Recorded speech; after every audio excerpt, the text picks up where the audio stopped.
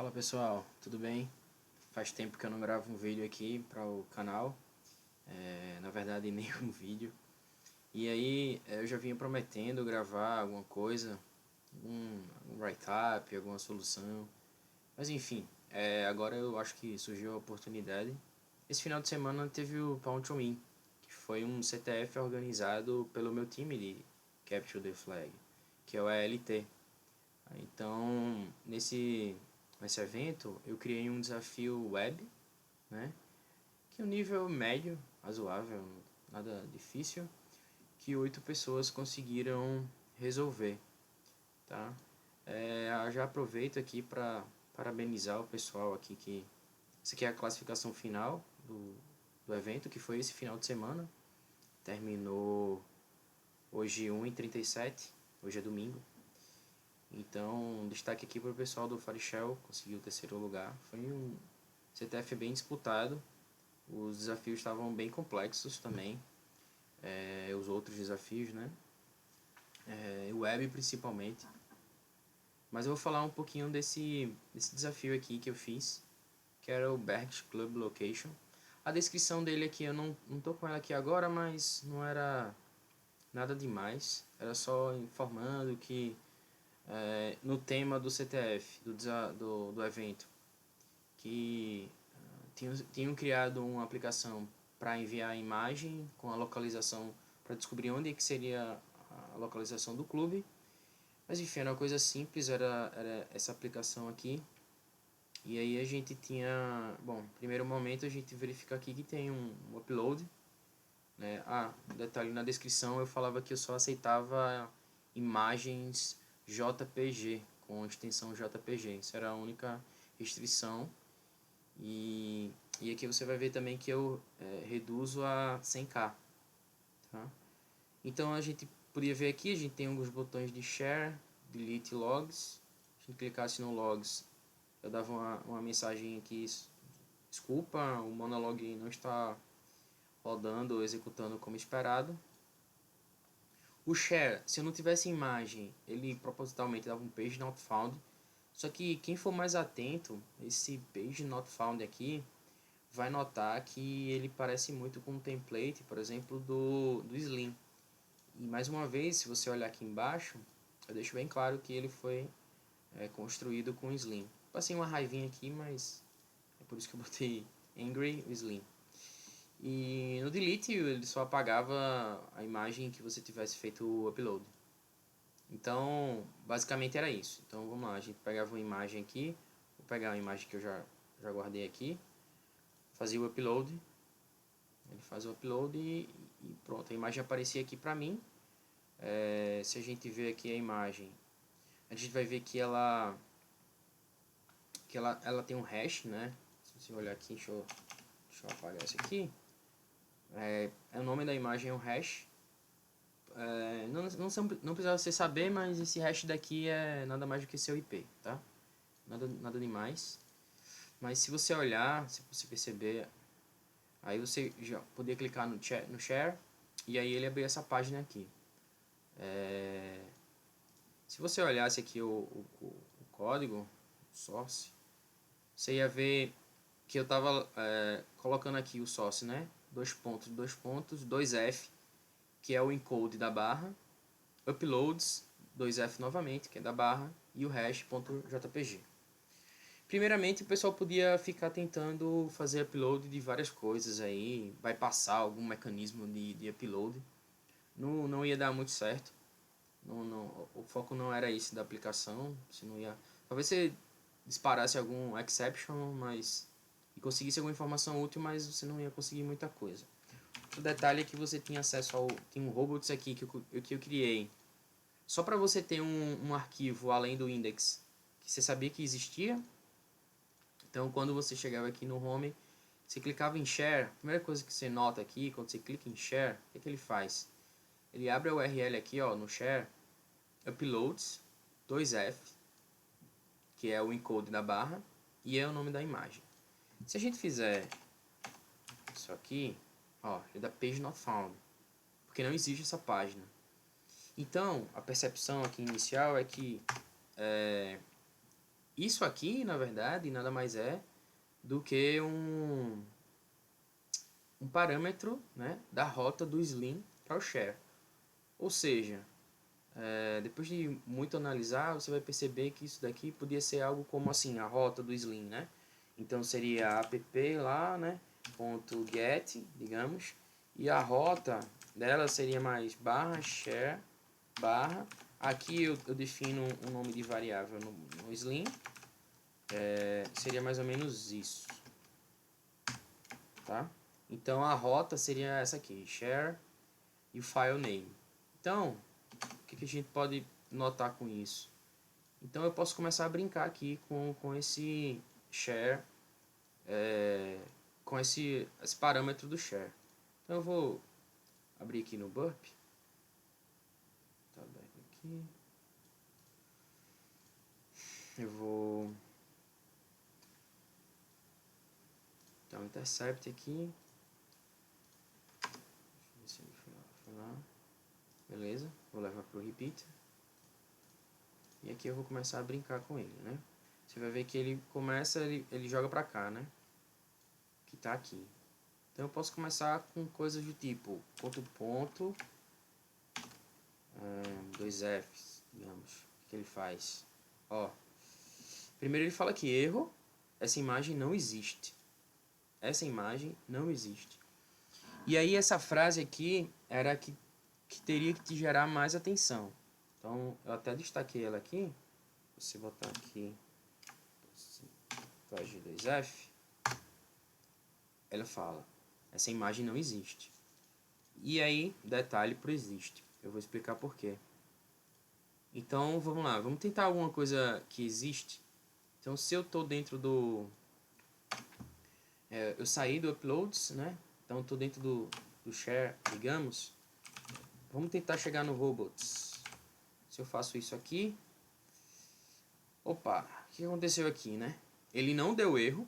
Ele não deu a mensagem de erro. E aí ele carregou a página, dizendo que ó, alguma pessoa está querendo compartilhar essa imagem com você. E olha o que ele botou no source aqui do imagem. Ele colocou justamente o parâmetro que a gente mandou aqui. Ou seja, o que ele fez, na verdade? Ele verificou se esse arquivo existia, e dado que ele existe, ele carregou a página colocando ele como parâmetro do image aqui. Tá? Essa era a primeira percepção que você tinha que ter. Você podia brincar aqui, só que tem um detalhe. Qual era talvez uma barreira o pessoal notar isso? Primeiro, que isso aqui ser um parâmetro, né? Esse 2F já mostra, dá essa indicação de que isso aqui é um parâmetro na URL, na rota. E a outra é que se você colocar muitos dois pontos aqui e você for passando nos diretórios, quem vai acabar processando isso é o servidor web, né? Nesse caso aqui, o Nginx. Ele vai processar isso como se fosse um path, né? E aí aqui você quebrava o seu raciocínio. Se você não se mantivesse aqui, percebesse que isso aqui funciona, isso aqui já é o suficiente, né? Perceber que isso aqui ele detectou. Como é que eu provo isso? Vamos lá. Digamos txt2. Ó, o que aconteceu? Erro. Essa imagem não existe. Tá? Ou seja, ele não identificou esse txt2, mas existia o robots.txt, né? Eu escapei aqui do uploads e no barra, né, ele verificou que existe o robots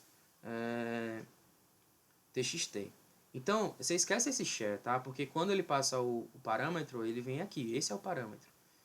Então, o parâmetro que eu passei era diretório corrente, uploads, né?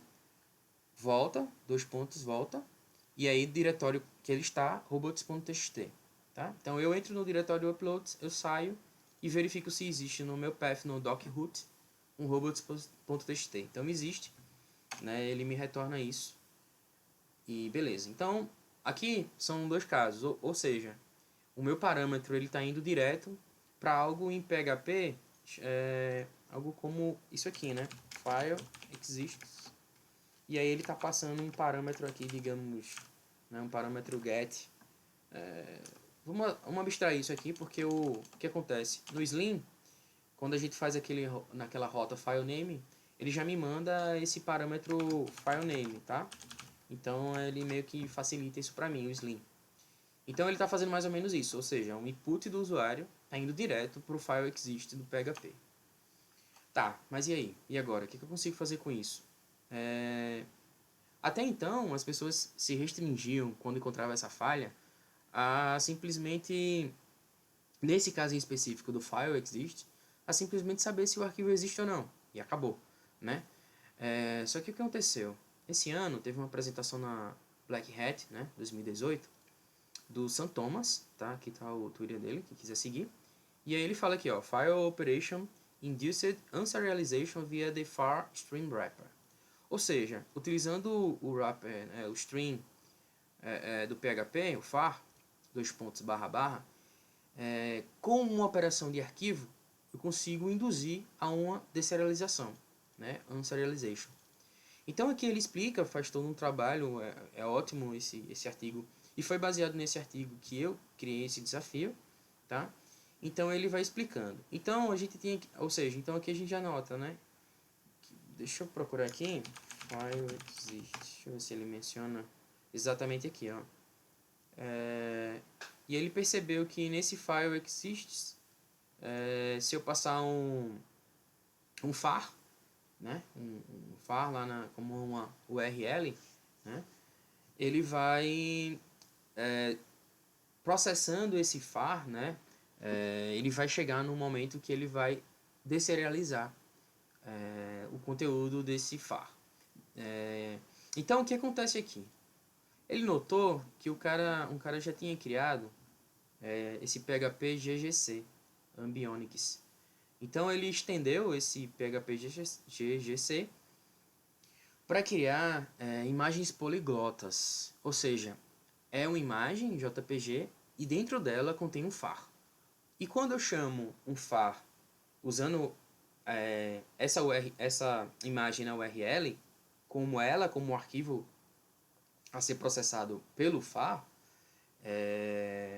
ele vai descompactar, ou seja, desculpa, ele vai processar aquela imagem como se fosse um far, né? Então aqui o que ele fez? Ele estendeu esse PHP GGC. O que é esse PHP GGC? É justamente Generic Gedget Chains, tá? Ou seja, são encadeamentos, né, de Gedgets que são, ou seja, chamadas de código PHP que vai até a gente chegar num RCE, por exemplo, numa chamada de system, né? Então, nesse PHP GGC, a gente já consegue ver aqui, ó, que tem uma série de Gedgets, de encadeamentos, tá? Que disparam um processo de... A partir de um processo de deserialização, eu consigo chegar, por exemplo, aqui em leitura de arquivo, a um RCE, a um SQL Injection. E aqui, ó, esses Gedgets são baseados aqui nesses frameworks, né? Por exemplo, aqui usa o Laravel 5.4.27, a versão. A gente vê aqui o Slim tem um RCE, tá? Na versão 3.8.1. Só que aí, pessoal, tem um detalhe. Ou seja, a gente começou a criar o nosso caminho, né? Ou seja, eu tenho que ser uma imagem, tenho que mandar uma imagem, nesse caso poliglota, né, que dentro dela contenha algo que vai ser deserializado, certo? Por um encadeamento, por um trabalho percebido pelo Sam aqui. Então, qual seria o meu processo de deserialização? Qual seria o meu payload? A gente tem duas coisas aqui, né? A gente sabe que eu estou usando o Slim, tá? E outra coisa que, não sei se vocês lembram, logo no início do vídeo, eu cliquei em logs, né? Se a gente voltar aqui, ó, logs. E o logs, ele me falava o seguinte, ó. O monolog não está funcionando como esperado. Então, mas se você perceber isso, e você já conhece essa falha no monolog, você vai saber que tem um Gedget, né? Um chain lá, que dispara RCE, tá? Então você vai ter duas alternativas. Só que aí, se você for mais atento, você nem vai tentar o Slim. Por quê? Porque o vetor de deserialização do Slim é usando o toString. Tá? O que significa isso? No meu encadeamento de chamadas, a minha última etapa tem que ser um toString. Tá? Não necessariamente a última, mas após deserializar o Slim, eu tenho que chamar o toString. E o que acontece? Aqui eu estou fazendo um file exist. Tá? E um file exist ele não vai disparar um string. Por quê? aquele arquivo que eu verifico se existe, eu não faço um processamento nele, tá? Mesmo utilizando o far, nesse caso, ele não vai chamar o toString. Ou seja, eu tenho que partir para algo como um destruct, sim? Que sim é chamado de fato depois na destruição desse objeto deserializado. Então aqui eu posso optar pelo RCE1 ou pelo RCE2. Nesse caso, vamos optar pelo RCE1, que é o mais recente. Então aqui eu já baixei o PHP GGC, né? Eu já tenho uma imagem de exemplo no meu desktop. E aqui no caso, eu só vou criar essa imagem poliglota. O que aconteceu? O Sam ele estendeu esse PHP GGC para criar o FAR GCC. Só que aí o carinha que, desculpa, eu não sei o nome dele aqui, que desenvolveu o PHP GGC, ele estendeu, né, e fez um merge justamente do FAR aqui, ó, FAR GGC. Ele explica aqui, ó, na backhat e tal, o Sam criou o FAR GGC, que cria arquivos poliglotas, enfim, é o que a gente vai utilizar. Então, nada mais que a gente quer é criar um arquivo poliglota, JPG, né? Que ele tem um far dentro dele e que quando eu chamar com o wrapper far ele vai trigar a deserialização. Então vamos lá. Então é mais ou menos isso aqui, ó. É esse exemplo aqui que a gente precisa fazer, ó. Tá? Vamos lá. Então vamos abrir aqui o nosso... Eu já tenho ele aqui. Vou fazer PHP GGC. Vou dizer que a saída, se você ver aqui, ó, PJ, ele cria um far JPG, menos PJ. Eu vou dizer qual é o arquivo de entrada. No meu desktop eu já deixei o tux lá. Vou dizer qual é o meu de saída. Vou criar aqui um JPG mesmo. Vou dizer qual é o gadget que eu quero. Nesse caso, o monolog. RCE1. É isso? Vamos ver lá. RCE1. Vou dizer qual é a função que eu quero que seja chamada no meu gadget. Gadget, né? Eu posso chegar aqui e falar que é system. Logo system. E aí, no primeiro momento, eu acho que o ideal é a gente testar um RCE desse blind, né? Que ele não vai me dar retorno, com sleep. Então vamos mandar um sleep 10, algo assim. A gente gerou, pronto, criou, a imagem está aqui. Tá, ela já foi criada. Eu já posso chegar aqui e fazer o upload dela. Vamos lá. E faço o upload. Bom, aqui ele não faz file exist, né? O que ele faz? É só no share. Então se eu clicar em share, ele vai abrir isso aqui, né? Só que é o seguinte, ele abriu a imagem, ele não abriu ela com o string que eu quero, tá? Então nesse caso, eu vou chegar no meu burp agora. Eu já tenho a imagem aqui, né? Tá aqui a URL dela, já tá aqui. E agora o que eu vou fazer? Eu vou botar aqui barra, mas aí eu vou fazer o seguinte, ó. Tá? 2 pontos, barra, uploads, né? Porque é aquele caminho. E aí eu vou fazer o seguinte, eu vou mandar ele encodar tudo, para não ter problema nenhum. Então, encode all. Vou mandar go. Opa, tá waiting. Será que o sleep trigou? Vamos lá. Que parece sim, né? Que parece sim. Ele acabou de trigar, ó, exatamente. Deu 10. Não dá pra ver aqui, por causa da minha tela aqui, mas ó, aqui ó, 10 segundos. Ou seja, exatamente, nós temos um RCE, né? Então, algumas pessoas fizeram cat, ls, né? Barra, mas não vai chegar em nenhum lugar isso aqui, né? Não vai para lugar algum. Então, o que você tinha que fazer aqui, nada mais era que chamar o bash, né? Então, você tinha que fazer um comando, um bashzinho, para você trigar, né? Fazer uma shell reversa. Eu cheguei a pensar em dificultar um pouco mais o desafio e não permitir saída TCP, né? Não abrir nenhuma conexão. Então você teria que fazer algo como exfiltrar dados, né, com DNS. Mas enfim, eu deixei mais fácil. Então seria algo como bash -i. Isso aqui muitas pessoas também não conseguiram Mas, enfim, desculpa, "-c", bash "-i", eu estou fazendo um bash dentro de um bash, e comercial, /dev /tcp, aquele velho shell reverso, né? 83, eu boto aqui no 300, deixa eu fazer, isso aqui eu já abri a minha shell reversa, né? Então eu vou fazer isso aqui, ver se está tudo certo. Vou botar o caminho completo aqui, só para preciosismo. Bom, acho que deu tudo certo. Eu já abri aqui, vou abrir, opa, eu botei 83, né? Vou mudar aqui. 83, né? Se tudo der certo, é para abrir uma shell reversa aqui, vamos lá. Então eu vou voltar aqui, vou mudar a minha imagem, que eu já criei novamente, né? Vocês viram lá. Fazer upload. Vou abrir aqui. Em tese, quando eu botar aqui, exatamente, aconteceu. Ele abriu a shell reversa aqui, ó. Então, de fato, a gente tá com a shell reversa, e se você fizesse só isso aqui, você ia conseguir a flag, ó, tá lá, flag, né? Então, acho que era isso. Exatamente. Aqui tava a flag, você tava com a shell reversa, e aí você conseguia resolver o desafio. Não foi muito difícil. Quem estava atento a esse paper aqui do Black Hat em 2018 matou rapidamente, já sacou. Eu acho que a grande dificuldade era entender que aquilo era um parâmetro de rota, né? Aqui é um parâmetro de rota, tá? Porque eu estou usando o Slim.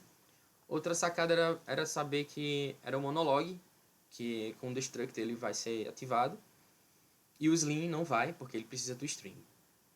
Bom, acho que é isso. Se você gostou, fala aí pra mim. Se ficou alguma dúvida, é isso aí. Fala também nos comentários que eu posso tirar, responder, enfim. Valeu, galera. Valeu, até mais.